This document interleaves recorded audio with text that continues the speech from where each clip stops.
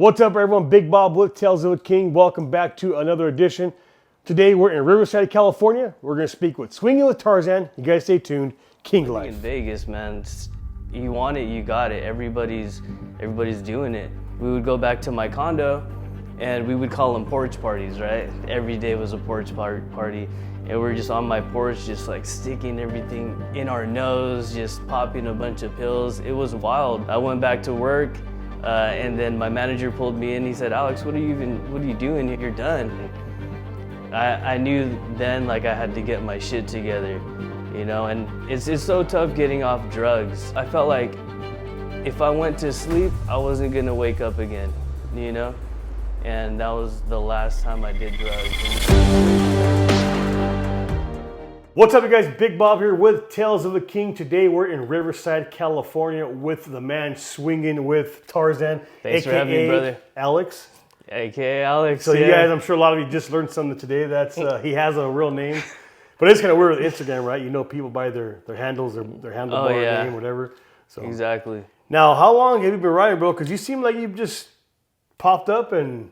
I mean, you are everywhere, right? You go and support, but how long have you been riding? I ride as much as I can, but I haven't really been riding for that long. Really? Probably a little shy of 3 years. Wow. Yep. My buddy, back in the day, he used to live over here. It was like 2004. Okay. He had dirt bikes. You know, we took it to the dirt up in the Salazar Mountains over here. And he said, "Don't pin it." I didn't know how to ride. You know, he gave me. Did you know what pin even meant? Yeah, I knew what that meant. Right? But I'm dumb, so I went ahead and pinned it over some whoops, just off a berm and into a steep ravine, and I got wrecked pretty good, you know? Yeah. And I said, actually, after that day, I was never going to get on another bike again. What was it, the fear of crashing, or just the fear of the power, or just you're like, it ain't for everything, me? Yeah. Just getting hurt, you know, Right, but that's going to come with riding bikes for sure. It's not, Right. you know, when you go down, it's if you go down. Right. And I didn't learn that until years later. But fast forward to 2021, I was tired after work one day, popped on YouTube. It was a Harley video. I watched that and I fell in love, you know? It's badass. If you're on two wheels, you know, you're badass. Right.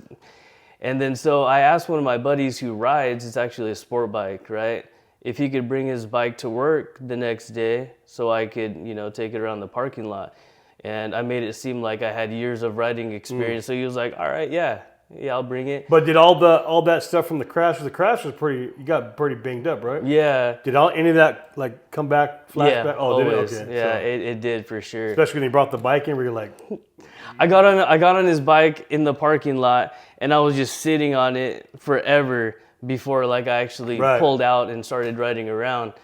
And then I dumped his bike. Oh, shoot. And kind of broke a bunch of stuff. I had to get him some new, you know. And I said, you know what? I'm not gonna ride. It's not for me.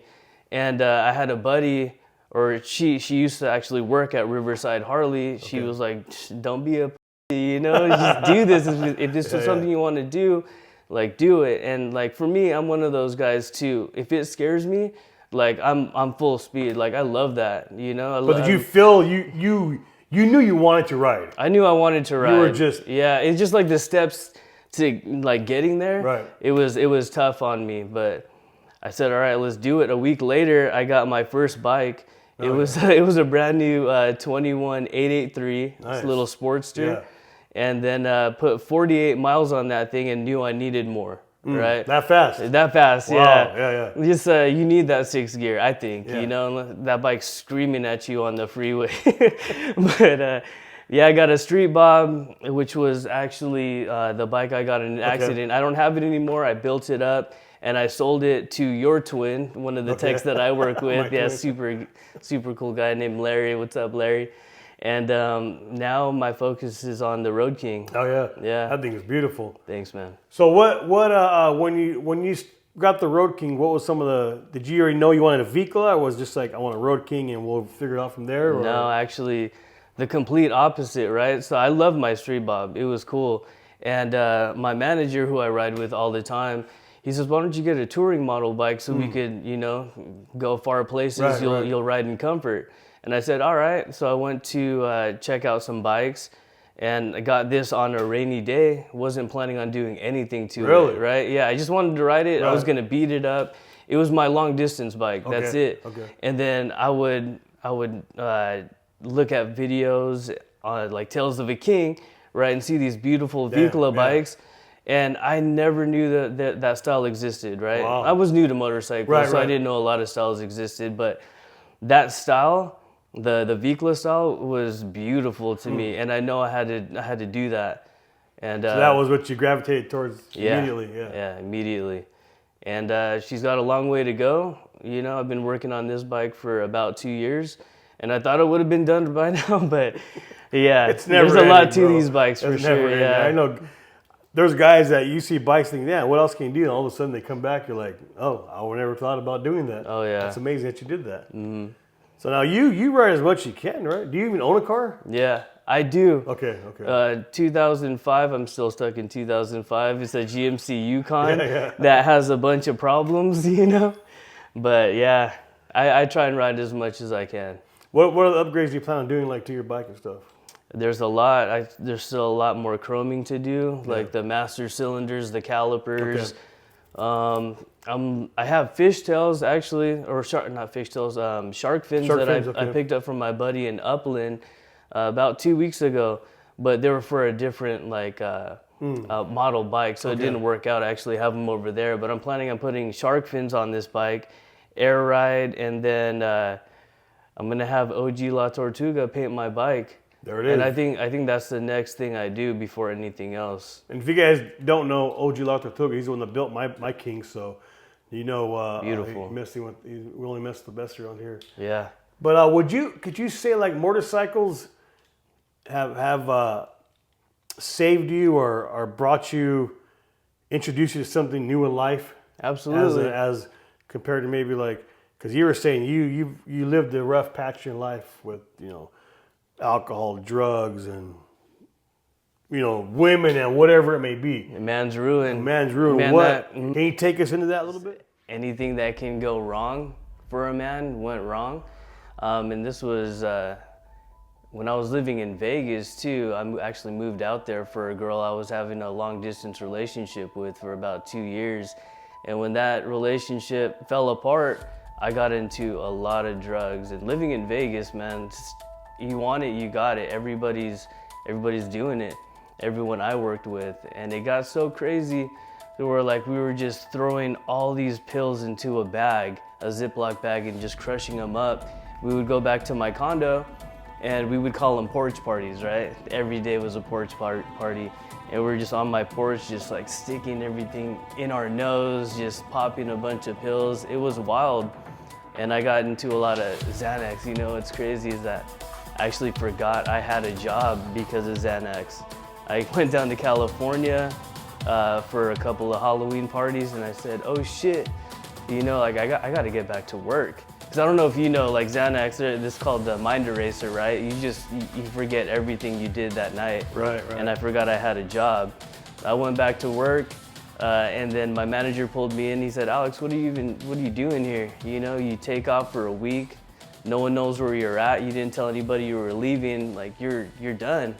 And they actually already had my replacement there, you know, at work. And I knew then like I had to get my shit together, you know. And it's so tough getting off drugs.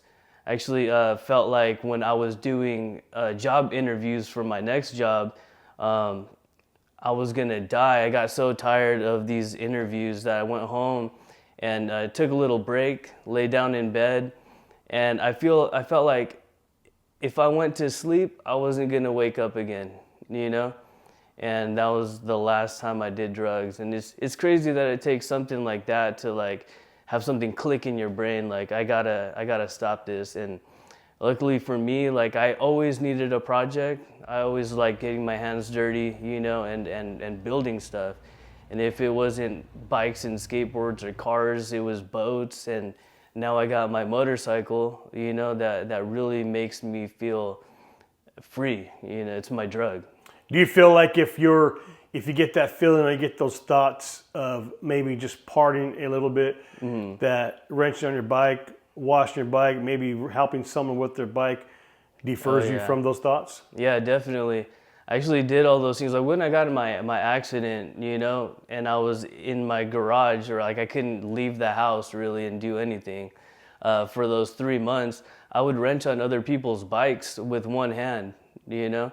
It was fun. Anything motorcycle related, riding, wrenching, it just frees you. It makes you feel good. I love hanging out in my garage and just playing mechanic.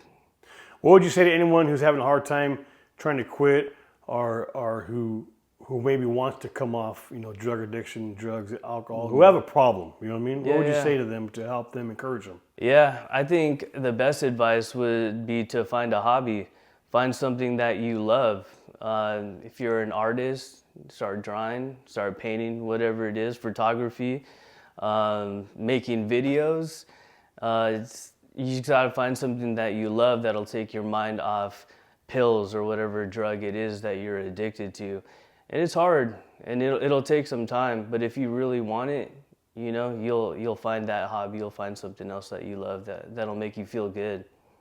Thank you for sharing that, bro. Let's go check out your Road King.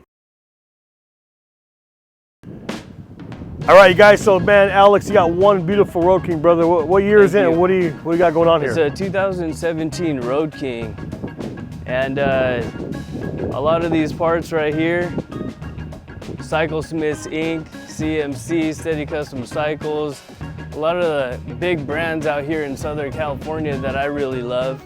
And then you got a few accent pieces. Everything's got to be chromed. Got the Bagger whip right there. Thank you, Brandon. It's beautiful. Actually, one of my favorite things on this Road King is that whip. I noticed you don't have highway pegs on your engine guard either. Is that because of the Cyclesmiths waffle boards? Oh yeah, you don't need them. Because they're so wide, I think these things are like 22 inches long. So you have a wide variety of places you could put your foot to relax. Super comfortable. So what else do you want to do to this bad boy? This thing is beautiful as is, but of course, we don't see what the owner sees, you know what I mean? Yeah, there's actually a lot of stuff that I still want to do to this bike. And that's chroming out these master cylinders. I still gotta get chrome calipers, electric center stand, air ride both front and rear. And probably the biggest thing, and the thing I'm most excited about, is that paint job that OG La Tortuga is actually gonna do for me. Yeah, been talking to him about it. Yeah. I really think that's what makes the bike too. A nice paint job kind of separates you from the crowd. You think though, right? Well, let's get a little deep here. A paint job doesn't make the whole bike, right? Not the whole bike. The paint job is a big part of it, though. Oh yeah. So you feel like if people want to do a paint job, they should probably do a little more? Dude, there's so many things you could do to these bikes, like the little Tarzan topper that you got right there. Everybody's got to know where you're from. I got the little Corona, California on the front. It's these little details that separate you from her. And she's still got a long way to go. Beautiful, brother.